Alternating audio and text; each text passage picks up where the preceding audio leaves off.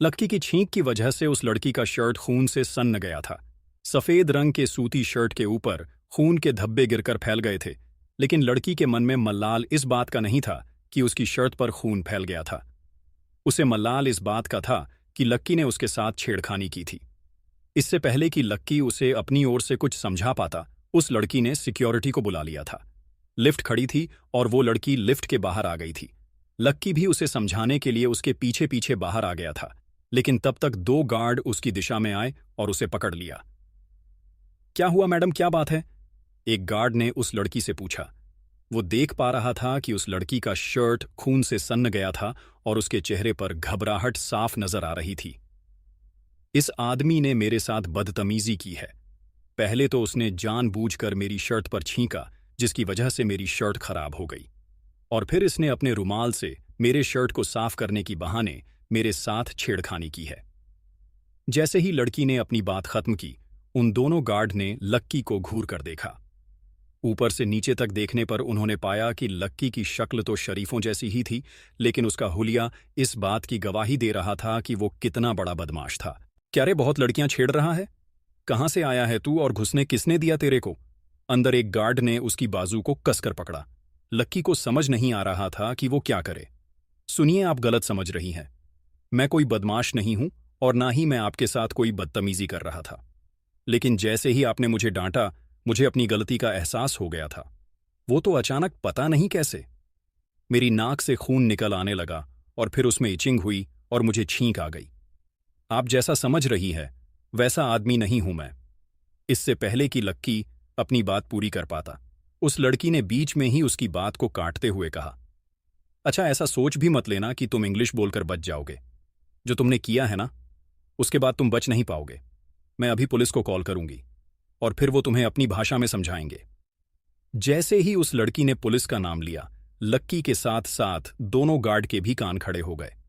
वो ये देख पा रहे थे कि लड़की को बहुत गुस्सा आ रहा था और पुलिस के पास जाने का उसका अधिकार भी था, लेकिन उन्हें डर इस बात का था कि अगर वो पुलिस को बुलाती तो उनकी होटल की बहुत बदनामी हो सकती थी।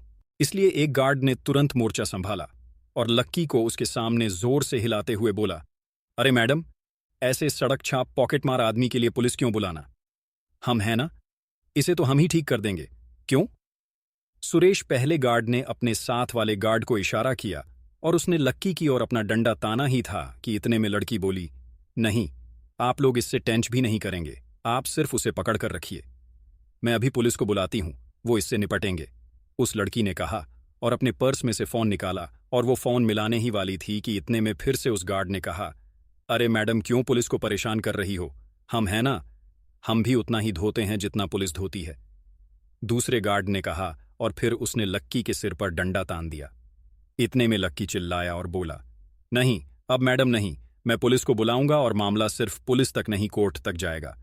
मैं इनके ऊपर डिफॉर्मेशन का केस करूंगा, मैं इनके ऊपर हरासमेंट का केस करूंगा और तुम दोनों में से किसी ने भी मुझे हाथ लगाया तो तुम दोनों भी अंदर जाओगे, इसीलिए छोड़ो मुझे राइट नाउ, लक्की ने चिल्लाते हुए कहा।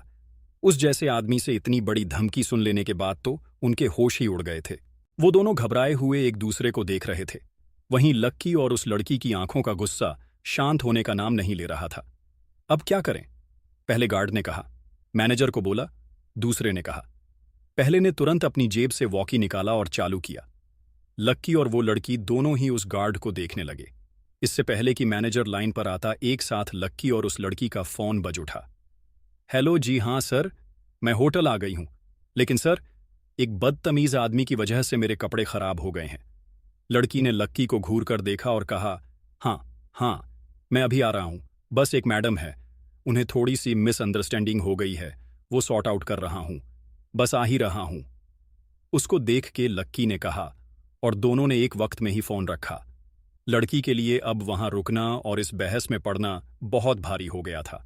उसकी एक बहुत जरूरी मीटिंग थी और उसके लिए वो लेट हो रही थी।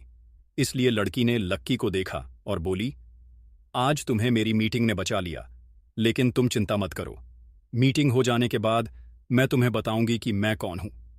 उस लड़की ने सिर्फ इतना कहा और लक्की का एक फोटो खींच लिया।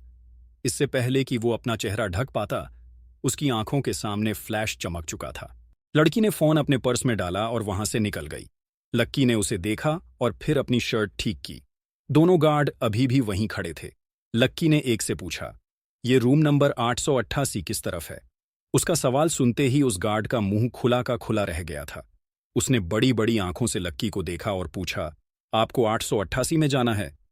लक्की ने हाँ, मैं गर्दन हिलाई। सर 888 उस तरफ है, उस गार्ड ने इशारे से बताया, और लक्की अपनी दाईं ओर मुड़कर आगे बढ़ने लगा। जैसे ही वो जाने वाला था, वो गार्ड पीछे से बोला, सॉरी सर, मुझसे गलती हो गई सर। लक्की ने उस गार्ड को देखा और फिर अपने कंधे उचका दिए। उसे समझ नहीं आ रहा था कि वो आदमी अभी उसके ऊपर डंडा चलाने वाला था। अचानक उससे वो माफी क्यों मांग रहा था? जब लक्की को कुछ समझ नहीं आया तो वो अपना सिर खुजाते हुए वहां से निकल गया। इधर रूम नंबर 888 में उसके आने की तैयारियों ने जोर पकड़ रखा था। ढेर सारे लोग पहले से उसके इंतजार में वहां आकर खड़े हो गए थे। एक 50 साल का आदमी भी दरवाजे पर खड़ा था। उसने बढ़िया सा सूट पहना हुआ था और वो होटल गोल्डन मैंशन के मैनेजर से बात कर रहा था। सब तैयार है ना? मैनेजर ने उसकी बात सुनी और बोला, जी सर, आप चिंता ना करें। जैसा आपने बोला था वैसा का वैसा हमने सारा अरेंजमेंट करके दिया है। रुस्तम सर ने जो भी लिखवाया था वो सभी लंच के लिए बनवाया गया है। रुस्तम सर तो वैसे भी हमारे लिए बहुत खास है, उनके आने भर से ही हमें बहुत अच्छा लगता है। ठीक है, हमारे गेस्ट आने वाले हैं तो आप जरा, उस आदमी ने कहा और जनरल मैनेजर उसका इशारा समझ गया। वहां से वो निकल चुका था। जैसे ही मैनेजर वहां से निकला, वो लड़की वहां आकर खड़ी हो गई। ये वही लड़की थी जिसके लंबे लंबे बाल थे और जिसने नीले रंग का ब्लेजर पहना हुआ था। उसने जब रुस्तम डांगी को देखा तो वो सीधा भागकर उसके पास गई और बोली, सॉरी सर, एक्चुअली मैं थोड़ा लेट हो गई हूं। वो क्या है ना? इससे पहले कि वो लड़की आगे कुछ बोल पाती, डांगी ने उसकी बात को बीच में काटते हुए बोला, उधर बैठ जाओ। तुम्हारी किस्मत आज अच्छी है कि लक्ष्मण सर अभी तक आए नहीं हैं। अगर वो पहले पहुंच गए होते तो आज तुम्हारी वजह से मेरा सारा इंप्रेशन खराब हो जाता। वो लड़की उसकी ओर देखकर मुस्कुराई और शर्मिंदगी से एक कोने में जाकर बैठ गई। इधर रुस्तम डांगी खुद दरवाजे के बाहर खड़ा होकर लक्की के खाने का इंतजार कर रहा था। उसे बहुत बेचैनी हो रही थी। जैसे ही उसने घूमकर अपनी दाईं ओर देखा तो उसने पाया कि एक लड़का ऐसे ही साधारण से कपड़ों और चप्पलों में उसकी ओर चला आ रहा था। रुस्तम उसे देखते ही समझ गया था कि ये कोई और नहीं बल्कि लक्की ही था।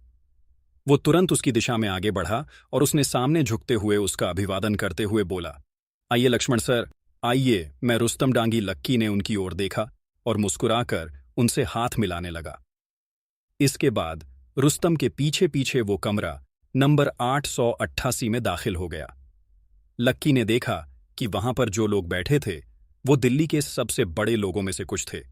उनकी शक्लें और उनकी कपड़े ही उनकी सारी कहानी बयां कर रहे थे। ये सब लोग वो हैं सर जो हमारी कंपनी अग्रवाल एंड अग्रवाल के लिए काम करते हैं। सारे टॉप ऑफिशियल्स हैं, रुस्तम ने कहा और फिर लक्की को सबसे मिलवाते हुए बोला, ये हमारे अग्रवाल परिवार के सबसे बड़े बेटे लक्ष्मण लाल अग्रवाल। आपका स्वागत है सर। सभी लोगों ने एक ही सुर में कहा। उस लड़की ने जैसे ही लक्की को वहां खड़ा देखा तो उसका परिचय सुना तो उसके पैरों के नीचे से जमीन खिसक गई। उसने अपने बुरे सपने में भी ये नहीं सोचा था कि उसके ऊपर खून छींकने वाला कोई और नहीं बल्कि उसके बॉस का भी बॉस होगा। आज तो उस लड़की को नींद ही नहीं आने वाली थी। उसे ऐसा लग रहा था कि उसका ब्लड प्रेशर बढ़ गया था और उसका दिल कभी भी धड़कना बंद कर सकता था।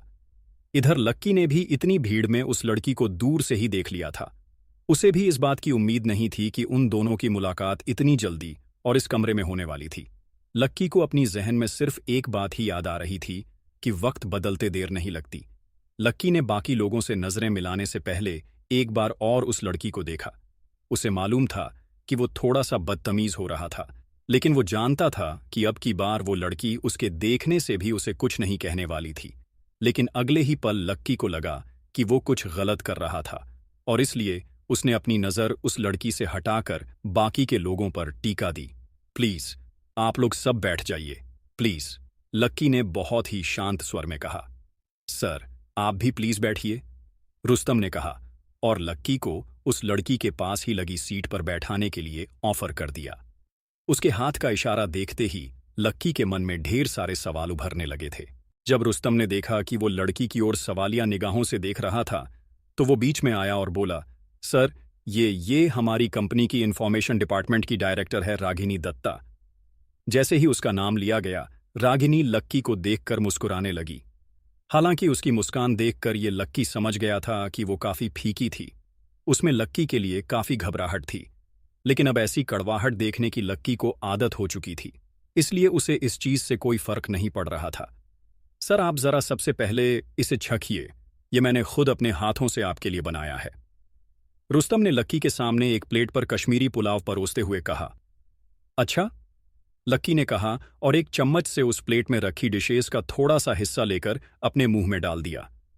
जैसे ही उसका जायका उसके मुंह में खुला, लक्की का दिल कुतुब मीनार पर चढ़ गया था। उसने बहुत सालों बाद इतना कुछ अच्छा खाया था।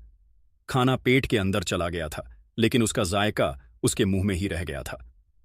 लक्की के चखने के बाद जब बाकी के लोगों ने भी उसे चखा, तो उनके मुंह में रुस्तम की करछी सी छाप उभर आई। जायका ऐसा घुला कि सबके मुंह से वाह निकल गया। उसके बाद तो जमकर लोगों ने खाना खाया कि पूछो मत। ऐसा लग रहा था कि सब लोग पिछले जन्म से ही भूखे चले आ रहे थे।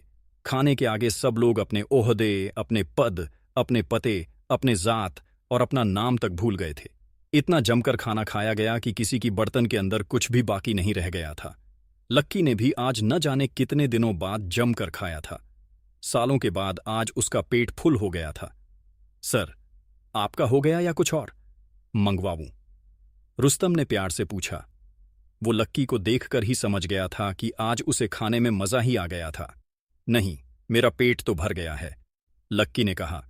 ठीक है सर, आइए तो मैं आपको आराम करवाने के लिए थोड़ी देर रेस्ट हाउस में ले जाता हूं, रुस्तम ने कहा। वो भी लक्की के इस जमीन से जुड़े एटीट्यूड से काफी इम्प्रेसिस हो गया था। उसे लग रहा था कि रातों रात ढेर सारी दौलत मिल जाने के बाद लक्की के पैर जमीन पर टिकने वाले नहीं थे। लेकिन जब उसने लक्की को देखा और इतनी देर में जितनी भी बार उससे बात की, तो उसने यही पाया कि लक्की जड़ों से जुड़ा हुआ नौजवान था। वो कोई हवा में उड़ने वाले लड़कों में से नहीं था जो अपने साथ अपना सब कुछ उड़ा देते थे। लक्की जड़ों का आदमी था, इसलिए ये सब कुछ जोड़े रखता था नहीं, उसकी कोई जरूरत नहीं है, लक्की ने शर्माते हुए कहा। उसे दोपहर में सोने की आदत नहीं थी।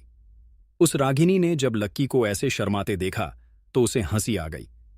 उसे लग रहा था कि इतना बड़ा आदमी होने के बाद भी लक्की काफी क्यूट था।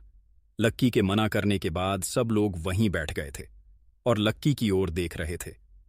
लक्की ने टेबल पर रखी प्लेटों को देखा और कुछ सोचने लगा। इसके बाद उसने अपना फोन निकाला तो देखा कि 1:30 बज गए थे। जैसे ही लक्की ने घड़ी में टाइम देखा तो सब लोग चौंक गए। उन्हें ऐसा लग रहा था कि उनसे कोई गलती हो गई थी। तभी लक्की बेचैन हो रहा था। रुस्तम को भी ऐसा ही लग रहा था और उसने तुरंत लक्की से पूछा, क्या हुआ सर, कुछ दिक्कत है क्या? आपको खाना अच्छा नहीं लगा?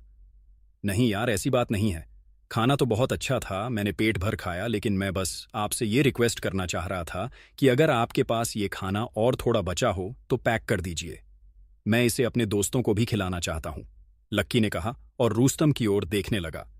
रुस्तम को और बाकी लोगों को समझ नहीं आ रहा था कि वो लक्की की इस बात का क्या जवाब दें। वो सब एक पल में ही उसकी सादगी पर फिदा हो गए थे। रागिनी की भी सारी नाराजगी एक ही झटके में खत्म हो गई थी।